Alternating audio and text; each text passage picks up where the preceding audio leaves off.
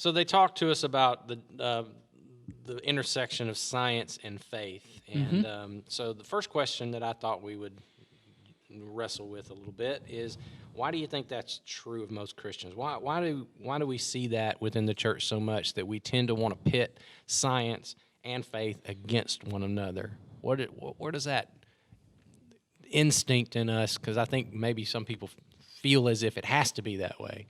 I think because the places I have seen it most often in me when I thought there was a conflict, and in other people when I wind up talking to them, is because they're trying to use one discipline to answer a question that the other discipline should be answering, if that makes sense. Yeah. They're trying to use a scientific method to answer a philosophical question, which is not possible, or to use philosophy to answer a scientific question. Yeah.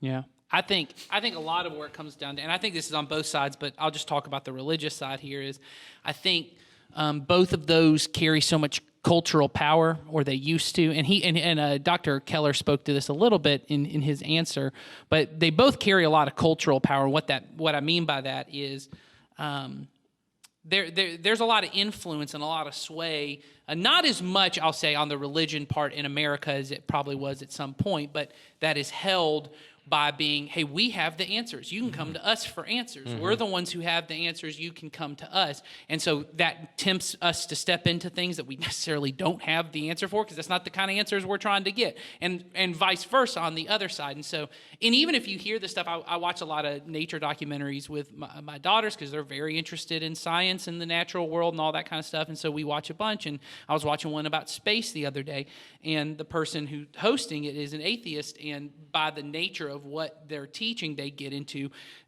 church and and so very much into Galileo and how the church handled that and all this kind. And so they're very much pitting it with science versus religion. And even in there, that really is the birth of a lot of this, with the Enlightenment in Western Europe, which influenced so much of what America is, comes out of the Enlightenment.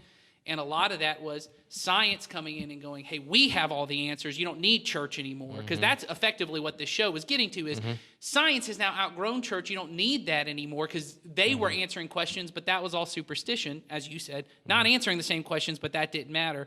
And he talked about scientism on Sunday, that there's this kind of scientism of, well, if that's what science says, which is very similar to, because once again, I talk to a lot of young people who are going to college for the first time. There is a very religious way that science is spoken about, especially in university settings and places like that is very similar to, the Bible says it, that settles it. Their answer often is, well, that's what science says, as if there's one science book that explains everything. Science says it, that settles it. And both sides, it's a way, in my opinion, to gain cultural power of, you can trust us, we have ultimate truth, we have ultimate this. But the church, as you said, if we're stepping into truth in areas that's not the kind of truth we're trying to lead people to. We're leading them to God, who He is ultimate truth. Right. He has all truth. And so any scientific claim that gets proven as true is going to point back to God. It's never going to disprove God. And so we don't have to be afraid, because when we get afraid, the fear is, well, what if people stop trusting in us, and now we got this? And same difference, I believe there are those in the scientific community that are also going, they'll stop trusting in us, and it's on both sides of the issue. But I think that's the religious part, is we often get afraid science is somehow going to disprove what we believe. It's when you feel threatened, and that's what I've seen, the reaction on both sides, but particularly because I'm on this side of the church, and I've seen a lot of Christians that I think they get real fearful, and they think, well, we're going to lose something, or and I often want to go, well, if you really are going to lose something, then maybe what you were putting your hope in is not very solid, So don't, like you just said, don't fear truth. It's like after we had near-death experience when we were talking about that a few weeks ago, and somebody said, I'm not sure I buy all that, and what if it comes out all that was a hoax? What will that do to your faith? And I go, it won't do anything to my faith. Nothing. Because I wasn't basing my faith on what these people had to say. I based my faith on what one guy, what happened in history when he stepped out of the grave alive, and the movement that came out of that, not out of this one thing. Absolutely. Do I admit that if the resurrection were proven untrue, that it would shake my faith? Yeah. My whole faith is built on that one thing. Well, and I think it's built on that. I think the scriptures are going to make that very clear. Yeah, Paul Paul said said that. that. Paul said that. If Jesus is not raised, your faith's in vain. Go do something else. But whether Genesis 1 is literal 7 days or it's not literal 7 days, doesn't shake my faith at all. The Bible, I mean, honestly, I know enough about the Bible. The Bible's not trying to make that claim. Nope. Could that be? Maybe it is. Science, that's not what we're trying to do. The Bible's not trying to do science. Nope. It's not. Nope. So none of that shakes my faith. So anyway, that's what I would say about that. I agree. I have noticed, I will say on this, you were talking about the fear thing, and I feel for this, and I do think it's a danger in our world. I think I read a synopsis of a book that I've now ordered that I haven't, I love books, so I haven't started reading, and it's along the line of that we're into an authorities age. That everything in our age, that if you're an authority, we don't want to hear from authorities. I want to discover things for myself. Yes. Yeah. So I've watched during our pandemic as people just go, well, you can't trust science. Right. Well, we're in a lot of trouble if you can't trust science. I mean, you're going to have a hard time dealing with the gas in your house. You're going to have a hard time if you doing with your car. All of that. If you don't trust science, you got a do lot. people really mean what? No, they when don't. They say it. They 'Cause mean can't. on this thing, That's right. I don't want to hear what they have to say. Exactly. And then I've watched people I know that are on the science side, friends of mine that are Christians and scientists who work, for organizations that they feel threatened. So they're trying to pump back up science like, well, truth can't be threatened. Right. That's right. I mean, it's just true. It can't. So the fact that you don't buy it, I mean, again, I love Dallas. Again, Dallas Willard used to say, reality is, I'm going to say What you bump up against. it's what you bump up against. Say You it. find out that you were wrong. Yes, that's right. Reality is what you bump up against when you find out that you're wrong. And what that means is I didn't think this scientific thing was true. And then all of a sudden, lo and behold, I got COVID. Yeah. Here we go. And, I have learned a lot. Yes. Yeah. Well, and it's interesting when you find someone who was denying something at one point, and then they have an experience. Yes. And then it changes everything. Yeah. And that's usually the difference. And that's, like you said, you bump into reality. Well, and I think, though, that goes back to what we were talking about even earlier. So both on science and faith part, the reason I think the reason we're so threatened by it is ultimately, and I think this also goes back to a lot of the Enlightenment stuff, at some point we all kind of just agreed, and we all think this, that most of my life is experienced in my brain, that everything I experience, I'm processing here, that I don't really have much of a body. My body's not, I can't really trust things, or even this emotional side of me, emotions are untrustworthy. The most trustworthy thing is what happens in my head, which leads to a lot of things that lead to scientism and things like that, because then at that point, science, which in our minds we're primarily processing through here, happens that way. Same thing on the faith side. I need to rationally prove everything, and I need to get to this. Everything has to be rational. But so much of our life is not just experienced in a rational way. That's a part of who we are, and it's a very integral part. As we said on Sunday, I thought very well of saying, God's not asking you to turn your mind off. He's not saying don't have a rational brain. But if you do approach everything in life, I would argue even your approach to science is purely just, whatever can be rationally proven is the only thing that can be trusted. What you're ultimately doing is making yourself the authority, because then you're saying, I have to know it. No one else can tell me. Well, and you're also cutting off a part of your discovery methods. Yeah. I can't use what I feel, my senses, because they aren't all not trustworthy. They're not trustworthy. I cut off some of the discovery, which science is about. It's a discovery method. And so we do get ourselves into this hyper-individualistic state, which I think we're seeing a lot currently. And this goes back to the conversation on Sunday in people's responses to COVID, which may be seen in this anti-authority thing as well. When I become, in my mind and my logic, because once again, as we've said before, everyone's decision is logical and rational to them. Yes. So there is no one logic that we all can just look at and go, oh, that makes sense. Everyone is logically processing it on their own. You eventually say, well, I'm the authority,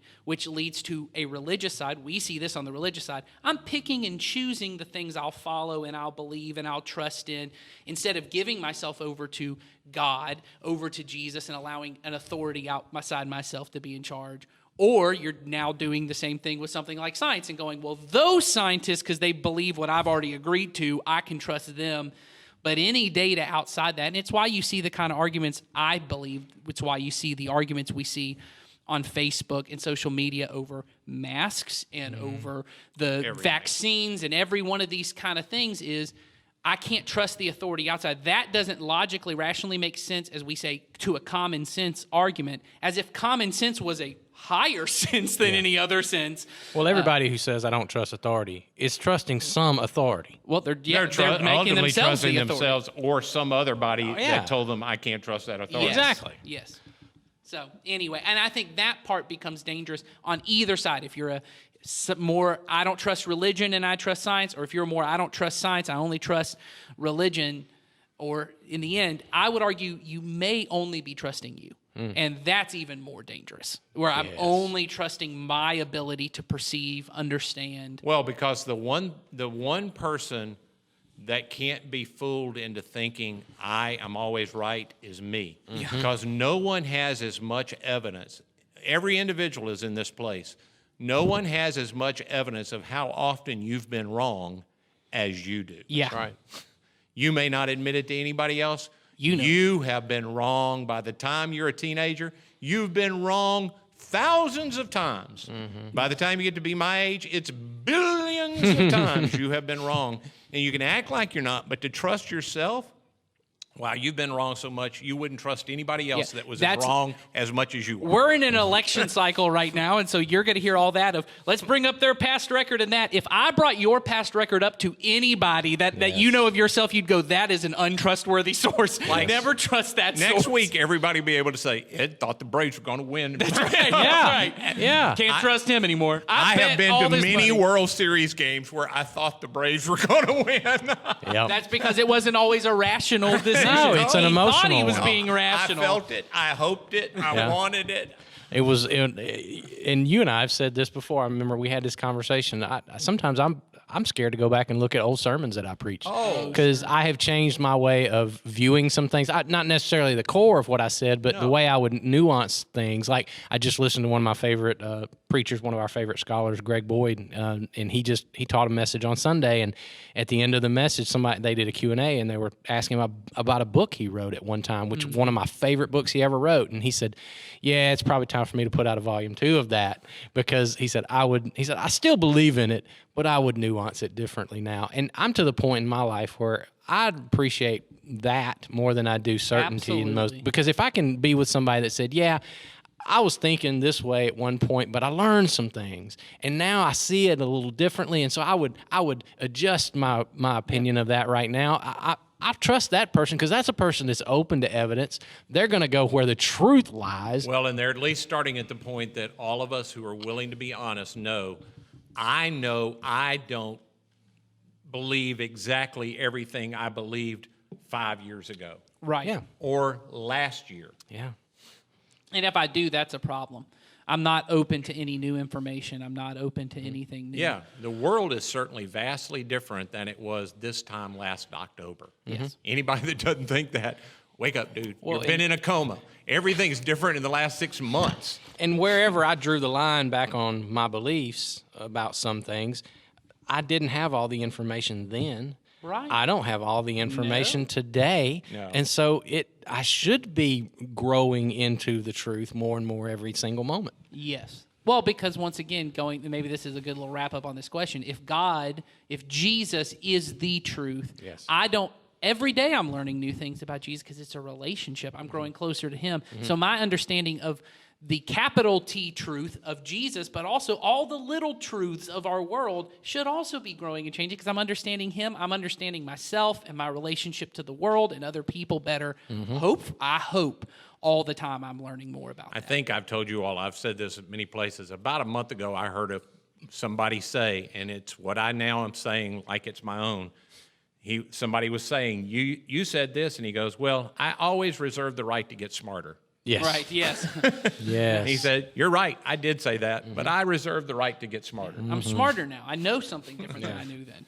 And that's been something that's frustrating. I hate to get political, but it always frustrates me in a political season when we always see people bringing up these past statements that people made from sometimes 40, 50 years ago, and they say it like, well, this is what they said. Okay, they said it. I hope they think differently now, and from what I see now, they do. Yeah. And that's great, you know. So I always see that as a positive when people bring up, well, he used to believe this. On every anniversary with my wife, she reminds me that when we got married, I told her, you won't have to worry about it. I will be dead by the time I'm 40. And so she always goes, You lied. man, I got a bad deal. You're 20 years overdue to be gone. That's right. Let's hope she doesn't, you know, Well, I know. Expedite that. try to bring that home. Yeah, exactly. I've said to all my kids, if something automatically happens quickly, have her investigate. There you That's go. right. You heard it here. All right.